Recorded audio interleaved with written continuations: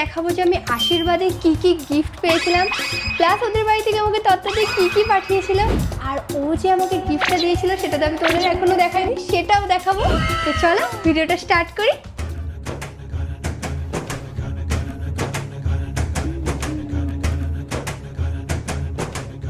ওকে, gift তত্ত্ব এত জিনিস আছে যে কোনটা দিয়ে শুরু করবো সেই বুঝতে পারছি না। কোনটা দিয়ে করবো বল? তত্ত্ব দিয়ে শুরু কর।